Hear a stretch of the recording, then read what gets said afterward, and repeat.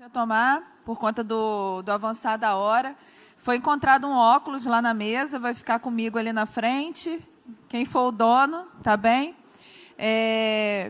Freitas vai começar a falar agora sobre a parte da palestra dele.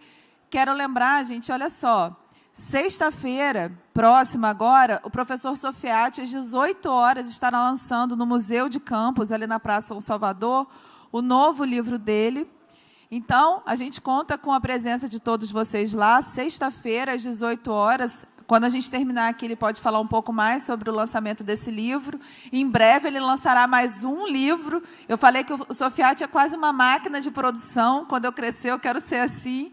Então, sexta-feira, às 18 horas, no Museu de Campos. É mais um livro muito importante sobre a questão da inserção de Campos da história local no contexto global. Tá bem? Então, com vocês agora, o diretor do arquivo, Carlos Freitas. Boa tarde a todos. Eu tenho que tomar cuidado, porque eu gosto de me espalhar bastante pelos assuntos, mas é o seguinte, parte do que eu vou falar, o Sofiati já tocou no assunto, porque são visões de ângulos diferentes do mesmo aspecto. Então, primeiro, na verdade, eu vou tentar seguir esse pequeno, quer dizer, esse aqui é um deles, roteirozinho aqui. Como é um período meio longo, então a gente vai falando. Segundo. Bom, na verdade, eu não vou nem entrar na questão anterior à doação. Nem anterior à doação, que foi o alvará de lembrança é de 1534 e a doação, na verdade, é de 1536. Mas tem pequenos detalhes nisso. O sistema, como o Sofiati falou, foi baseado na experiência da Ilha da Madeira e dos Açores. Ilha da Madeira foi descoberta pelos portugueses por volta de 1430, 20, por aí, já no período do início da expansão marítima. Madeira, Açores, depois a costa da África, São Tomé e Príncipe. Não, de qualquer forma, esse tipo de exploração era um tipo de exploração sem ônus nenhum para a coroa. Por quê? O rei doava a terra, e aí o donatário, que era um membro da aristocracia, ou enriquecido através do comércio da Índia.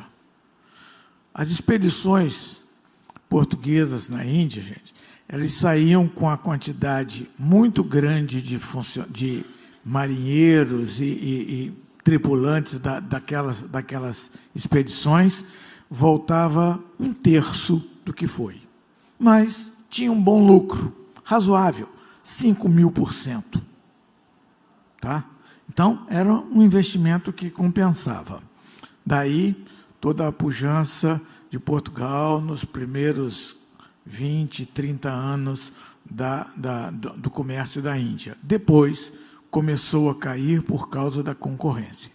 Tá? Aí veio o início da decadência econômica portuguesa, que só se levantou quando descobriu o ouro em Minas Gerais, no final do século XVII.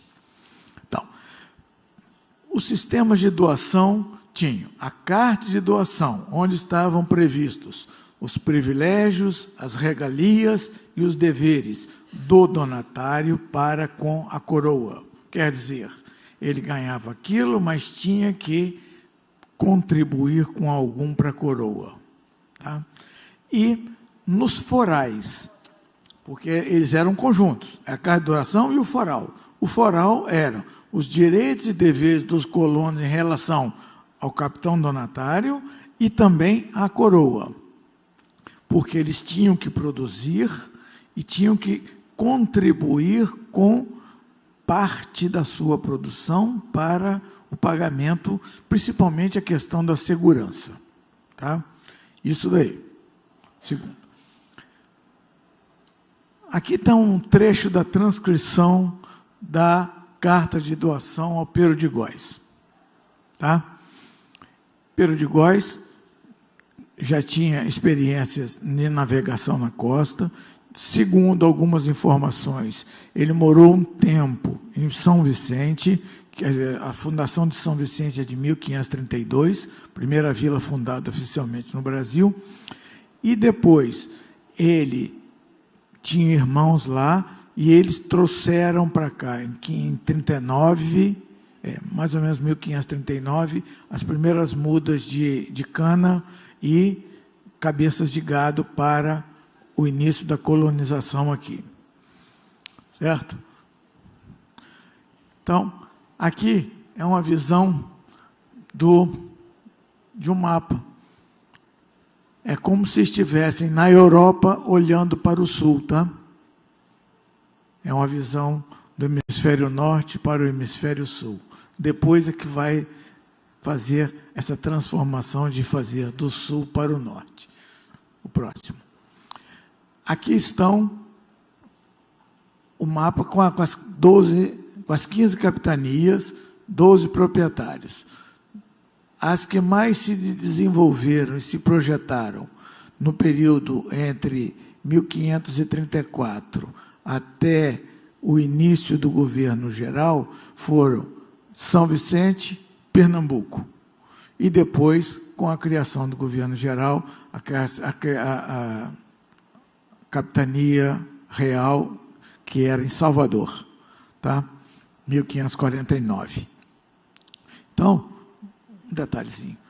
Esse pequeno detalhe aqui vai mostrar a capitania do Pero de Góis e a de São Vicente, que é a de baixo. Certo? E a de Vasco Fernandes Coutinho, que é a de cima. Onde já existia a Vila do Espírito Santo. A Vila do Espírito Santo, conhecida hoje em dia como Vila Velha. Porque quando os holandeses fizeram uma tentativa de invasão e foi feita uma grande batalha para expulsar os holandeses, foi na ilha, em frente à Vila do Espírito Santo. Daí, a Ilha da Vitória. Para lá se transferiu a capital e a outra vila ficou Vila Velha. Tá bom? Então, de qualquer maneira, o mais importante disso tudo é o sistema de exploração.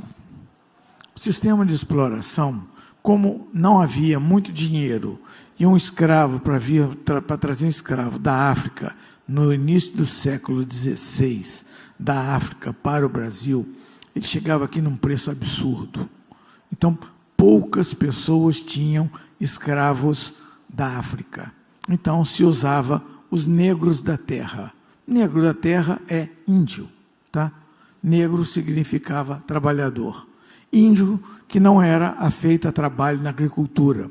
Daí, toda a mecânica que foi criada dizendo que os índios eram preguiçosos, porque índio não cultivava a terra.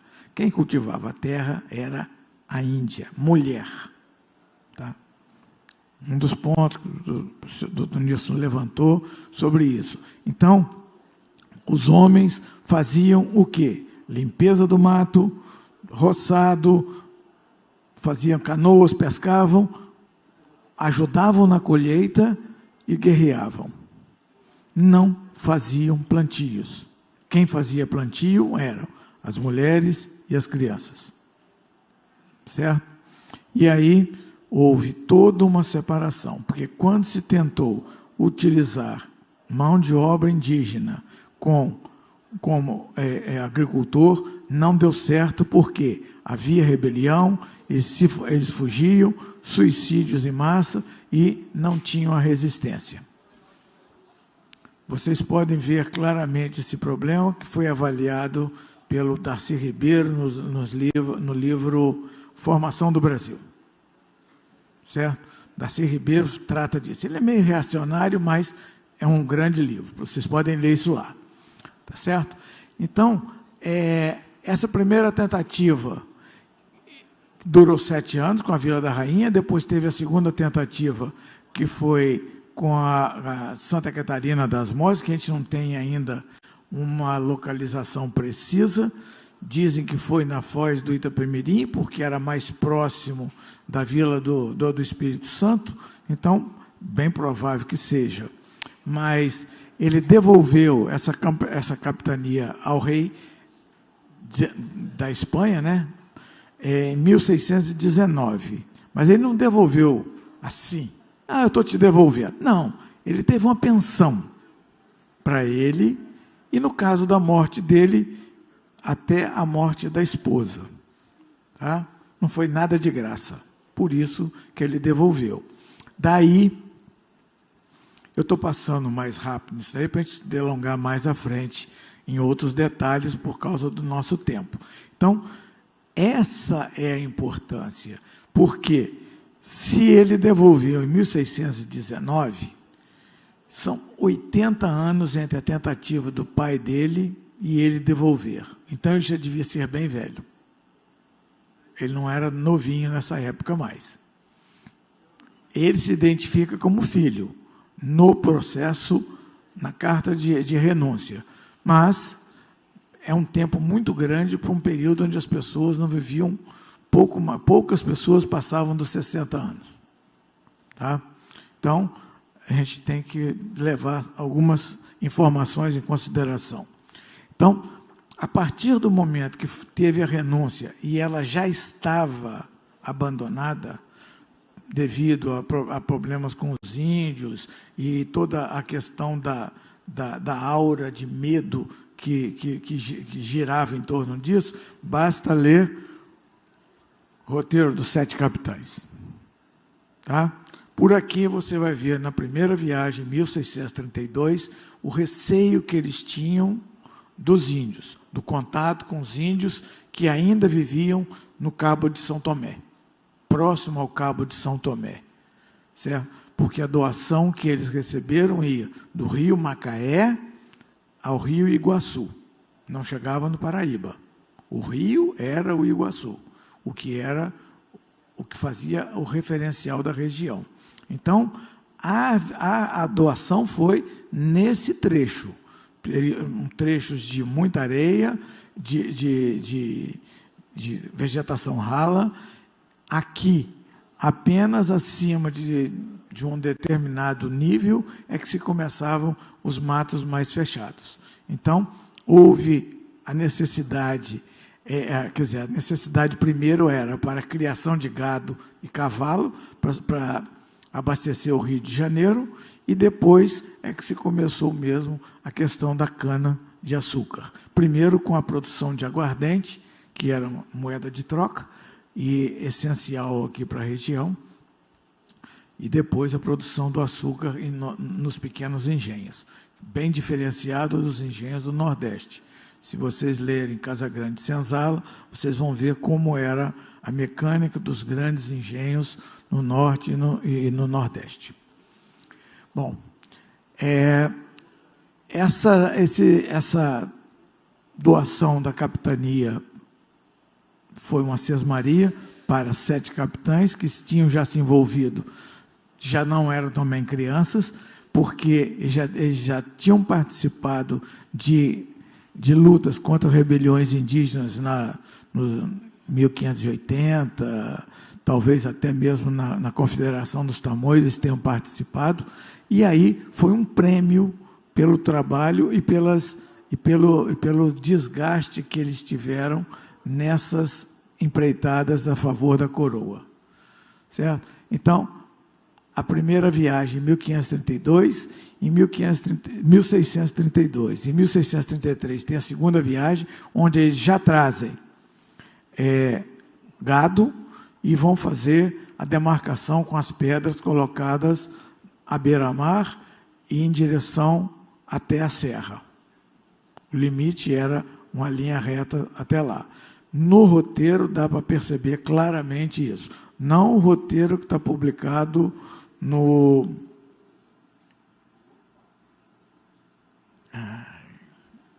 Augusto de Carvalho, porque ele tem algumas interpolações. Quer dizer, ele alterou o texto, tá? E, na verdade, então, essa versão que está aqui, que eu participei disso aqui também, nós achamos que seria a mais próxima possível, porque foi uma edição feita já para contestar a do Augusto de Carvalho pelo Instituto Histórico e Geográfico, 10 anos depois. Então, de qualquer maneira, as duas versões estão aqui. Isso aqui hoje virou obra rara, tá, gente? Porque foram produzidos poucos, e vamos ver se a gente consegue uma reedição desse material aqui. É lá por Macaé. Certo? Bom, então, em 1633 é feita a segunda viagem de reconhecimento e colonização, onde são criados os 3 primeiros currais, e imediatamente, no final do ano, eles começam uma outra viagem de reconhecimento, já trazendo pessoas interessadas em fazer aluguéis, quer dizer, uma sesmaria de algumas áreas para pagar foro. Então, na terceira viagem, a gente já percebe que já há interesse de outros produtores do Rio de Janeiro para poder vir aqui para a região. Ela inicia em final de 33 e avança por 1634.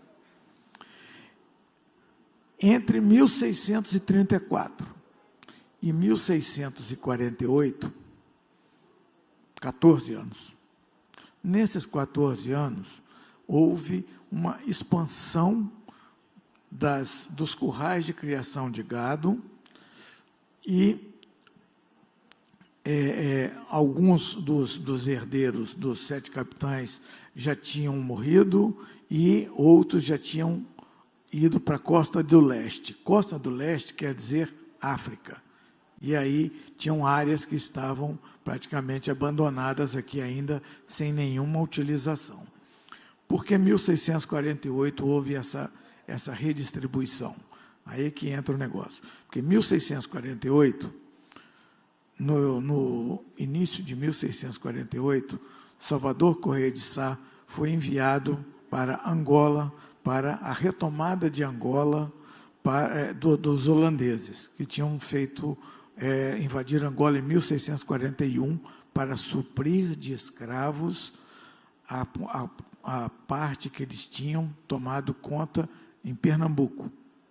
Então, em 1648, vai Salvador Correia de Sá, que já tinha sido governador do Rio de Janeiro, o pai dele também, ele vai com 1.200 soldados para Angola. Quais soldados que ele foi para Angola? Portugueses? Não. Mamelucos paulistas, que expulsaram um número 5 vezes maior de holandeses de Angola. Por quê? Combatiam à noite, na faca. Tá? A grande diferença. Daí, quando ele retorna com mais prestígio que o próprio governador do Rio de Janeiro que estava lá. E quando ele retorna, junto com os beneditinos e os jesuítas e os carmelitas e mais alguns interessados, eles chamam os 2 herdeiros, os 2 capitães que ainda existiam, Maldonado e... eu tenho que ver isso aí. Mas não importa, são 2 que são chamados eles fazem uma redivisão da região. Por quê? Se usava uma área mais próxima da costa, por causa do sistema de escoamento. E a área foi redividida e a parte onde ficavam as terras mais férteis couberam o general Salvador Correia de Sá e também um outro quinhão bem maior coube aos jesuítas. Mas por que o Salvador Correia de Sá era tão amigo dos jesuítas para presenteá-los com uma área tão grande? Porque ele tinha um filho que era jesuíta. Tá? Por isso. E aí, a parte dos jesuítas começava na Lagoa do Furado, manjava na Barra do Furado, manjava a Lagoa Feia e ia até o Paraíba. Fazia divisa com eles mais ou menos ali, onde é o canal ali em Donana ali. Mais ou menos ali. Certo? E aí, essa fazenda dos jesuítas, que mais tarde foi acrescida por outras doações de outros proprietários, ela ficou com uma área de 52 quilômetros quadrados. E quando eles foram expulsos, em 1759, ela tinha 1.300 escravos, 10 mil cabeças de gado, 1.000 cavalos, produzia alimentos, produzia algodão. Então, era uma grande propriedade. Então, nessa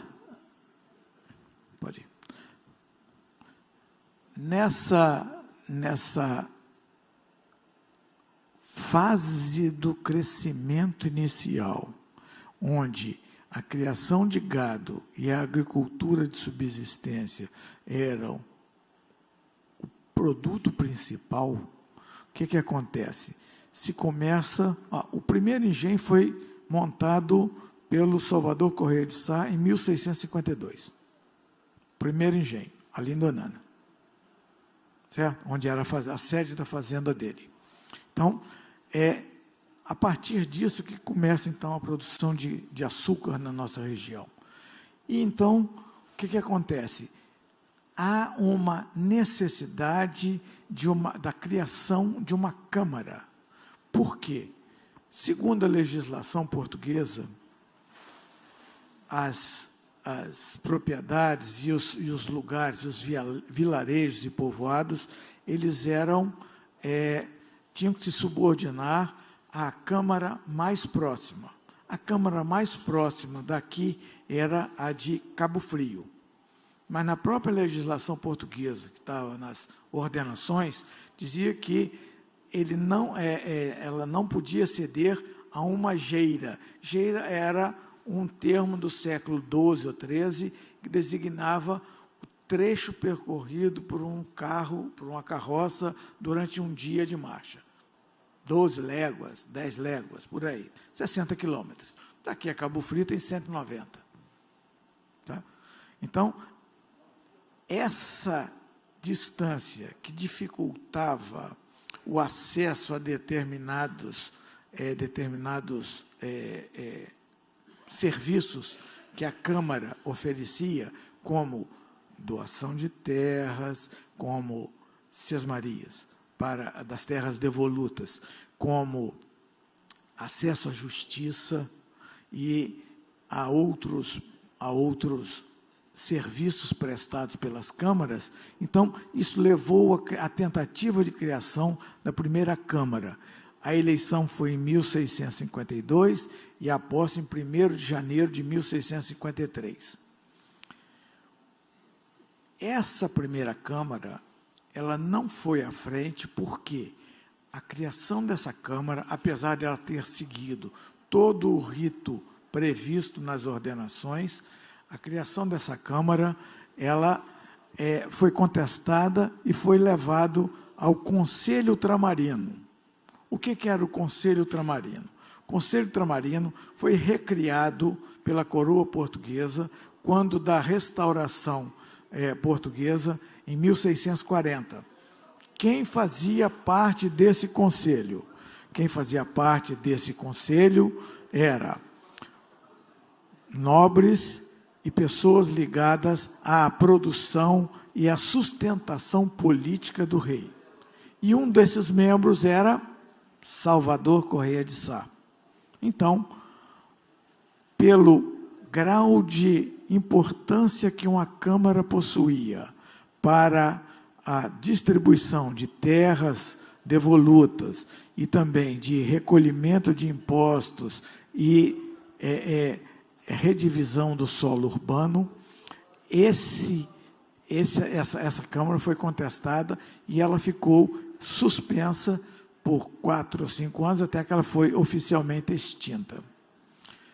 A partir disso, houve uma perseguição àqueles que se levantaram para a criação dessa Câmara, que foram os vereadores eleitos e um advogado, André Martins da Palma.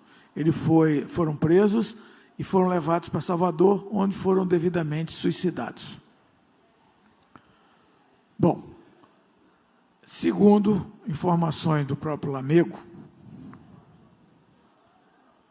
volume 1 do Terra Goitacá, em 1672, houve uma nova tentativa de criação de outra Câmara, que ela foi igualmente levada ao Conselho Ultramarino e foi negada o seu funcionamento. Somente em 1677, depois da doação do Morgado ao filho do general Salvador Correia de Sá, é que foi criada oficialmente a Câmara nas 2 vilas que já existiam, 2 povoados, aqui em Campos e São João da Praia. Tá? A doação do Morgado foi em 1674.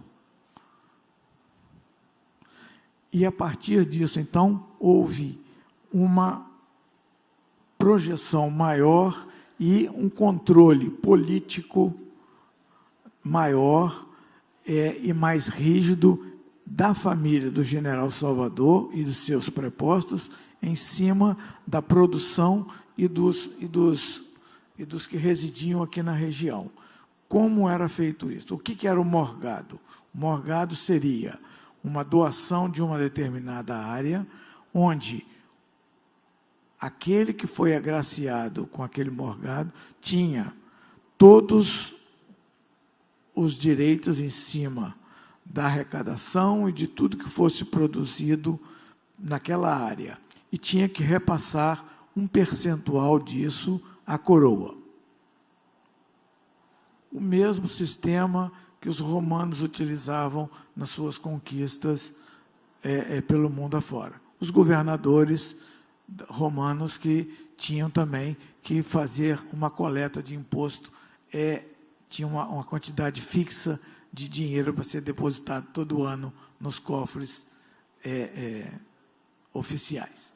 Então, de qualquer maneira, o que acontece? A partir do momento que você tem um controle maior em cima da produção e você aumenta, você taxa de uma forma mais violenta aqueles que não queriam pagar ou aqueles que não podiam pagar por um problema ou outro de má produção, chuva em excesso e tudo mais, então acontecia a violência em cima disso. A partir dessa época é que se começou todo um processo de posse violenta da terra e da produção, aqui na nossa região. Vai culminar, serão várias rebeliões, que elas vão culminar com uma grande em 1748, com a Benta Pereira e os filhos dela. Então, todo esse processo foi um processo de luta contra a dominação e a exploração. E nisso daí também sobre a questão da posse da terra. Então, todo esse solo que nós pisamos aqui em Campos, ele está encharcado de sangue das gerações que nos antecederam. Todo ele. Tá? Nada aqui foi fácil e nada aqui foi pacífico. Sempre foi muito violento. Haja visto o que acontece até hoje. Não é nada novo aqui nessa terra. A violência é da população em si. Nada é novo. Tá? A gente fica horrorizado, mas aqui sempre teve um processo violento, tanto político quanto econômico. Tá? Nada é novo aqui.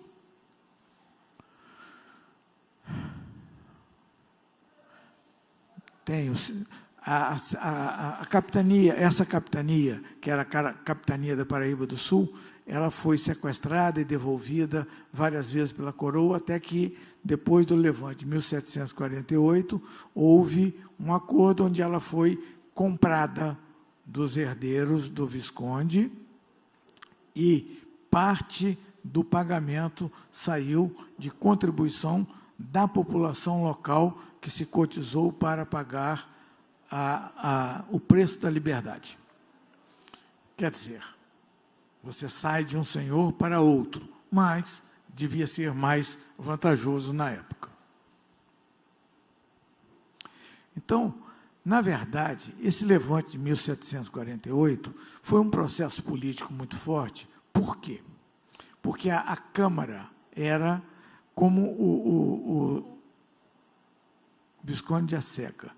Ele tinha muitos, além de ter uma propriedade muito grande, ele tinha vários outros proprietários que estavam alinhados ao seu pensamento e a sua maneira de agir. Então, ele tinha um apoio local muito forte. E isso levava o quê? Às eleições, sempre fraudulentas, dos representantes na Câmara. O primeiro passo desse levante foi para quê? Para derrubar a Câmara que estava eleita, porque houve uma vacância, porque morreu um Visconde de Acheca e até o outro assumir, houve esse levante.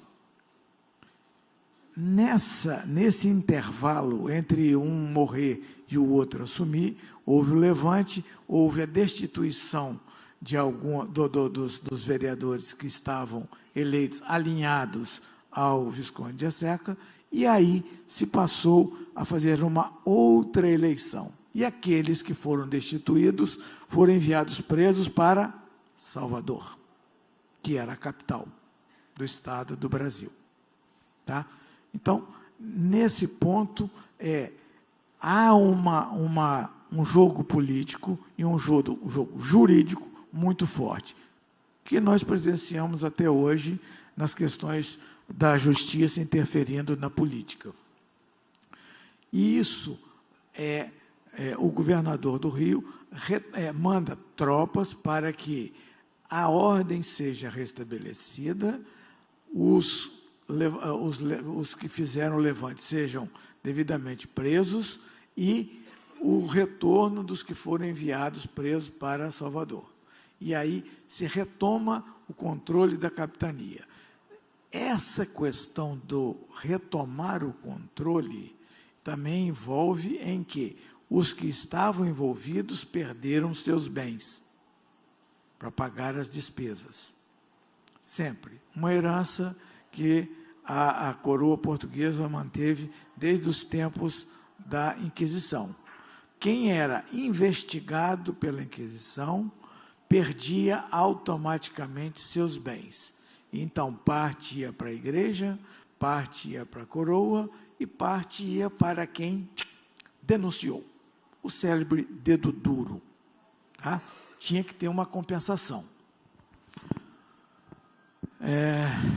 Em 1752, então, ela voltou ao domínio da coroa e os amotinados tiveram perdão. Alguns morreram pelo caminho, mas foram perdoados nessa época. E aí, a partir dessa época, é que começou a haver uma modificação na política portuguesa para a sua colônia aqui no Brasil. Porque, em 1751, Dom José I sofre um atentado. Segundo as más línguas, ele estava voltando de um encontro com uma amante num convento em Lisboa. Bom, né? Eles adoravam as freiras. E aí, nesse atentado, em que ele não sofreu nada, apenas um dos seguranças dele sofreu um ferimento, mas foi a deixa para que o Marquês de Pombal fizesse toda uma devassa para retirar do sistema aristocrático aqueles que poderiam obstar algum aumento do poder real em função de posições que ocupavam. Os Távora, a família Távora foi dizimada a partir disso daí e jesuítas foram envolvidos nesse atentado para que eles também fossem diminuídos as suas prerrogativas. Desde o século XVI, quando a ordem foi instituída e eles começaram a atuar tanto no Brasil quanto na Espanha, em Portugal e na Espanha, eles tinham várias regalias e isenções de impostos. E eles podiam, eles eram um Estado dentro do Estado. Então, nessa virada do jogo político, para aumentar o poder real, o poder de controle do rei em cima dos seus aristocratas, é que há essa modificação e essa tentativa de retirá-los. A partir da expulsão deles, eles perderam todos os bens, todos, alguns foram presos, outros mudaram de hábito, mudaram de ordem, e a maioria que conseguiu sobreviver a essa expulsão e perseguição política, muitos foram presos, foram para o hemisfério norte, para a Alemanha, para a Suécia, Dinamarca, tá? Noruega, e lá fizeram o que eles sabiam fazer de melhor, educação, colégios. Tanto é que são os melhores colégios e as melhores universidades ainda estão na parte mais norte da Europa. A partir dessas modificações, o que nós vamos ver aqui? Quando os jesuítas, que eram um empecilho a determinados problemas, saem, quais seriam os problemas? Escravização e uso da mão de obra indígena para os aristocratas do Brasil. Principalmente onde? Maranhão. Tanto é que foi feita uma divisão do Estado do Brasil e o Estado do Maranhão e Grão-Pará, para que até depois dessa expulsão, a mão de obra indígena foi usada como escravo nessa região, principalmente, Maranhão e Pará. Muita coisa. Então, vocês vão vendo que, com a expulsão dos jesuítas também, se fez um acordo de limites com a Espanha, Tratado de Santo Ildefonso, onde os 7 povos das missões também foram arrasados e parte dos índios escravizados. Foram vendidos como escravos para Buenos Aires e também para o Rio de Janeiro e São Paulo. Então, tudo uma questão de geopolítica, a globalização de hoje. De qualquer forma,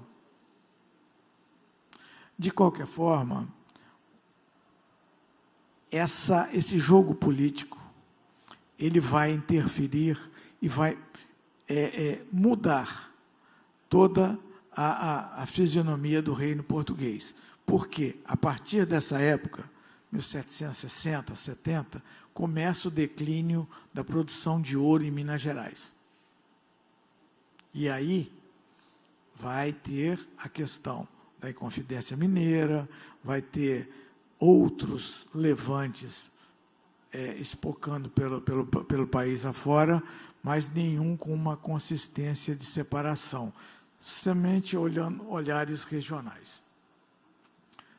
Na própria devassa da Inconfidência Mineira, eles previam uma separação de Portugal de uma determinada área, criação de universidade e outras coisas assim. Então, na verdade, era um problema imediato que eles estavam, porque não se tinha a dimensão do país como um todo.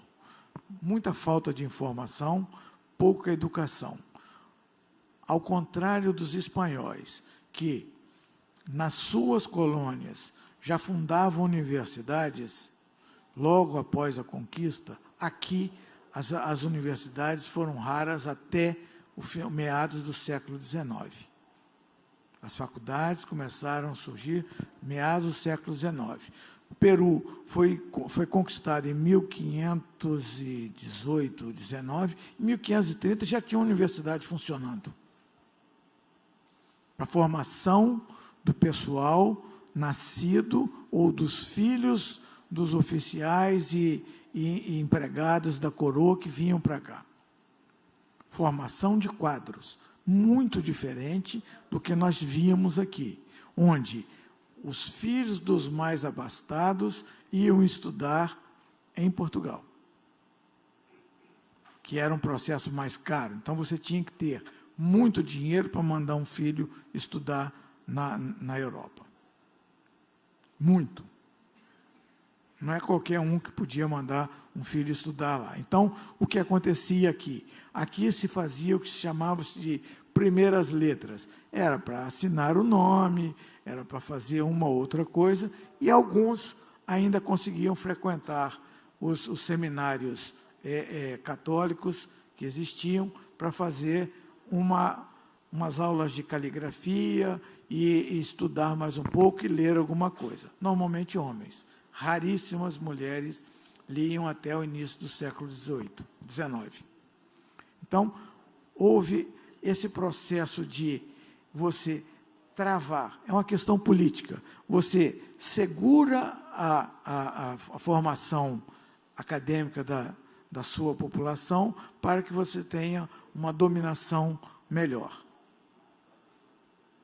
Porque você, a partir do momento que as pessoas não têm conhecimento do que ocorre lá fora, você tem uma forma melhor de você controlar aquela massa de população. Pode tocar aí. E aqui nós temos o solar do colégio, onde era a sede da fazenda dos jesuítas, fazenda de Nossa Senhora da Conceição e Santo Inácio de Loyola.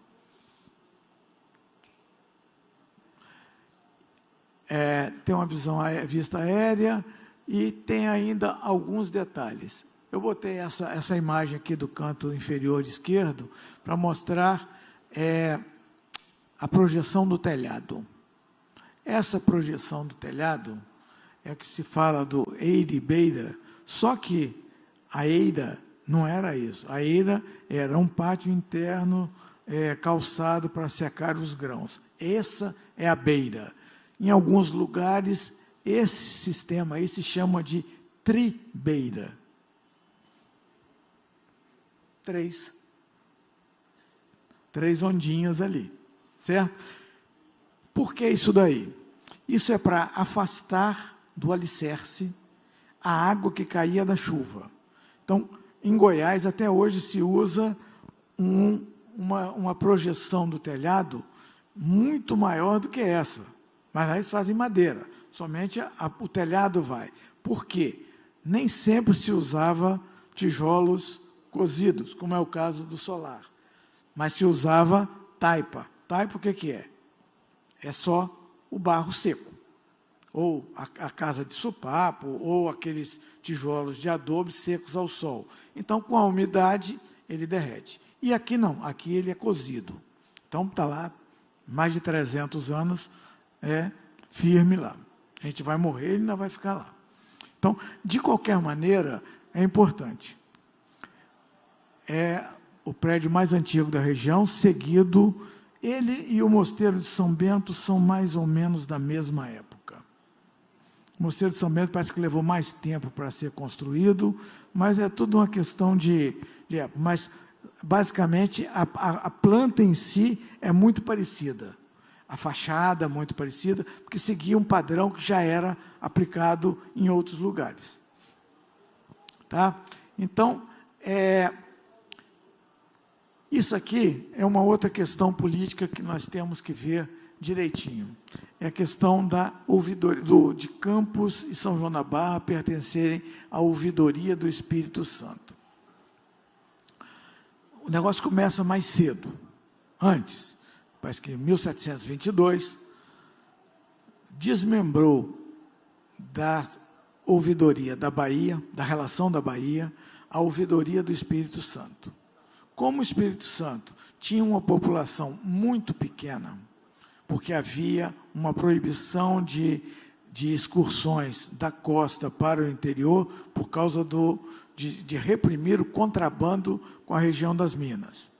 Então, era uma população muito pequena. Daí, essa restrição. Então, a partir de 1741, se incorpora, apesar de pertencer juridicamente não, politicamente à capitania do Rio de Janeiro, os distritos de Campos e São João da Barra, que vinham da margem esquerda do rio Macaé para cá, tudo isso passam a fazer parte da ouvidoria do Espírito Santo, uma questão jurídica que depois ela vai se transformar também na coleta de impostos em razão de manter a capitania do Espírito Santo em funcionamento pela falta de recursos financeiros para que eles se mantivessem.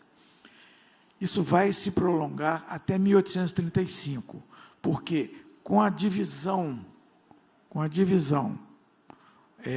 a partir de 1822, com a separação de Portugal, de Brasil e de Portugal, houve um reordenamento das províncias no Rio de Janeiro, no Brasil, a partir de 1828, que já estava previsto na Constituição de 1824, por sinal, 195 anos ontem da promulgação da Constituição de 1824. Então, esse reordenamento político das províncias, onde se tirou parte de uma província para outra, se aumentou uma e diminuiu outra, e foi criado uma série de outras de instâncias, se separou o município neutro, que era a cidade do Rio de Janeiro, da capitania do Rio de Janeiro. Então, a capitania do Rio de Janeiro voltou à sua forma original e a capital não podia ser no município neutro, que era a sede do Império, mas foi em Niterói, porque era a cidade mais próxima e era uma vila mais estruturada. Houve a tentativa de ir para Itaboraí e, mais tarde, também aqui Campos também se prontificou a ser a capital da província. Então, essa divisão e esse pertencimento ao Espírito Santo, como aqui, muitas pessoas que às vezes vão mais ao Espírito Santo do que ao Rio de Janeiro, até hoje. Né? Em 1785, Couto Reis produziu um mapa e a descrição do mapa. Isso aqui é uma produção dos 10 anos do Arquivo Municipal. Nós fizemos uma nova transcrição e tudo mais. Nessa edição, nós estamos utilizando as tabelas que ele fez da produção. Quer dizer, separado por freguesias, nome de todos os proprietários, com quantidade de escravos, quantidade de gado, cavalo, produção, tudo que era produzido. É um raio-x da região. Para que isso? Para evitar o descaminho da produção, do valor que se cobrava dos impostos do que era vendido e o que era enviado para a coroa. Tá? E a partir desse levantamento, se começou a cobrar das câmaras um empenho maior na remessa do que era devido pelo que se produzia. Então, isso foi uma maneira de barrar o descaminho dos impostos ou da vista grossa na cobrança dos impostos do que era produzido aqui para ser vendido. Só as imagens, esse é o mapa. Foi antes da restauração que nós fizemos, depois ele foi é fotografado, ele está incluído no livro, e nós temos também uma imagem digital que a gente cede para universidades, instituições de pesquisa. Aí já é ele já restaurado. Ele estava em péssimo estado de conservação. E aí, eu já falei alguma coisa disso daí, como o meu tempo está acabando, já estão me avisando ali, já citei a Constituição de 1824, onde as câmaras passam a ter uma importância maior, porque elas eram a estrutura que sustentava, porque as províncias elas eram meros entes administrativos. E aí as câmaras é que se reportavam diretamente às instâncias superiores. Isso aqui é só uma informação para vocês tomarem conhecimento do que o que era a questão das hierarquias dentro das administrações públicas. E aí, nós vamos chegar aqui agora na questão da elevação à cidade. No processo de formação da capitania, não existiam cidades. Era a cidade do Rio de Janeiro e poucas outras cidades. Salvador, Recife, as cidades com maior importância econômica. Quando se cria a província do Rio de Janeiro, num ato político, as 3 maiores cidades com arrecadação e com produção econômica de peso para a província foram elevadas à categoria de cidade.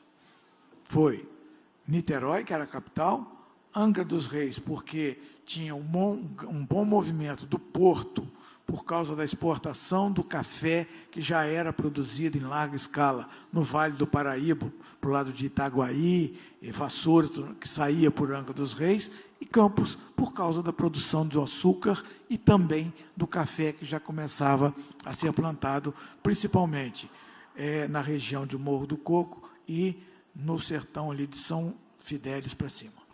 Certo? Por isso que ela foi incluída como cidade. Algo honorífico. Não sei por que se dá tanta importância a isso aqui em Campos, que é a única das 3 que comemora o 28 de março. Eu tenho a impressão que isso é um espírito provinciano ainda que existe. Angra dos Reis e Niterói, isso passa batido. Tá? Ninguém nem lembra mais disso. E aí, a partir desse momento, no início do século XIX, o açúcar começa a tomar uma grande fonte de renda, porque ele abastecia o açúcar de Campos, Macaé, essa região aqui do Rio de Janeiro, que produzia açúcar, ele abastecia internamente o país e a produção era levada para o sul do Brasil, onde não havia produção de açúcar, por uma questão de clima. Então, esse açúcar daqui era muito importante para o comércio interno, daí essa importância. E por causa desse valor que o açúcar adquiriu, é que as usinas e os engenhos daqui começaram, então, a um processo de modernização, a partir de 1850, com a instalação de máquinas a vapor e o aumento muito maior da produção. Esse aumento da produção do açúcar vai bater num problema sério que já afetava a região, que é a questão do transporte, do escoamento disso daí. Daí, a construção do canal Campos-Macaé. Quer dizer, Macaé-Campos, que ele começou de lá para cá. Então, durante algum tempo, ele foi utilizado, mais utilizado, de Quissamã e Carapebus para Macaé, do que daqui de Campos para lá. Paralelo à construção, essa terminação, dali do Ururaí até aqui a cidade, é que levou mais tempo. Então, quando o canal finalmente chegou aqui, ele terminava ali naquela pracinha onde do lado do mercado ali.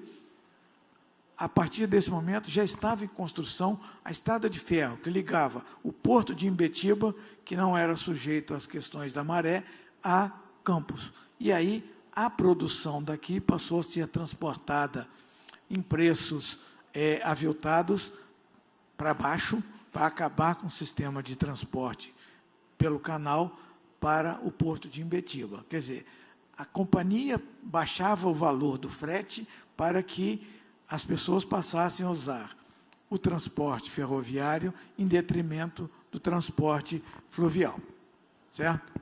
Por isso que o canal parou de funcionar aqui, nessa região, mas de outros lugares ele ainda continua a funcionar, porque a ferrovia não atendia a tudo. Pode passar.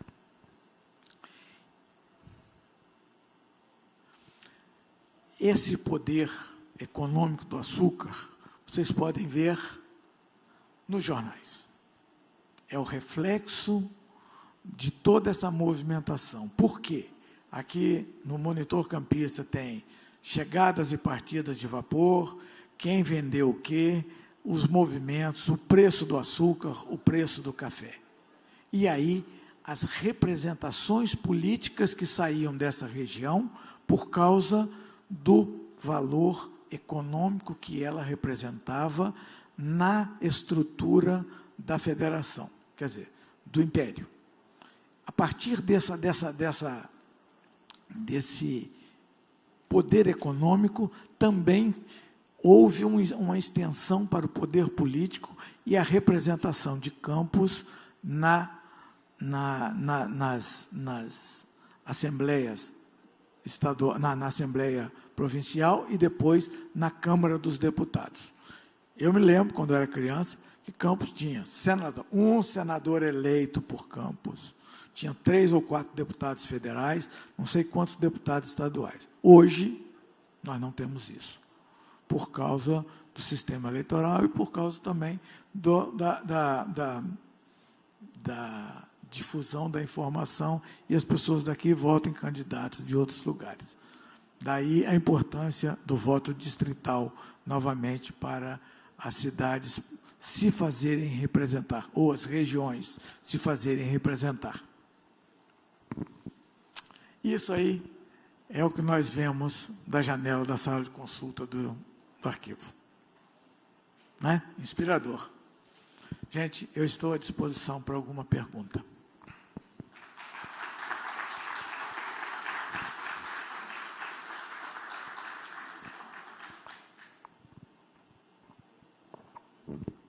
Alguma dúvida? Pessoal, alguma pergunta?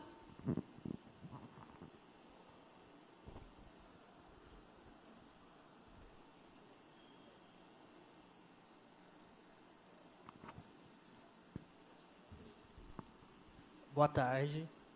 Eu queria pedir que o senhor falasse um pouco mais sobre a questão da educação no solar. Eu me lembro de ter ouvido, não sei se foi em alguma visita ao arquivo, se eu li isso em algum lugar, sobre as crianças escravas que viviam na propriedade dos jesuítas. Você tinha algum contato com essa educação que acontecia? Não, na verdade, isso aí até hoje a gente não tem, porque tem pouquíssimas informações sobre esses detalhes mais simples da vida. Mas as estruturas das grandes propriedades, todas as crianças conviviam. Escravos, filhos de empregados livres, até os filhos dos próprios patrões. Se você pegar aquele livro Verde Planície Velho Solar, você vai ver umas reminiscências do tempo ainda do final da escravidão, que havia uma ligação. Sim, sempre houve essa ligação. Na minha família mesmo, tinham filhos de ex-escravos do meu bisavô que conviviam ainda com meus avós e meus tios. Então, essa ligação, essa sociabilidade, em todas as sociedades elas existem, principalmente nos núcleos mais afastados. Então, as pessoas, na verdade, independem de nível social. Principalmente as crianças, todas têm o mesmo tratamento e tudo mais. Tá? Não há muita informação sobre isso.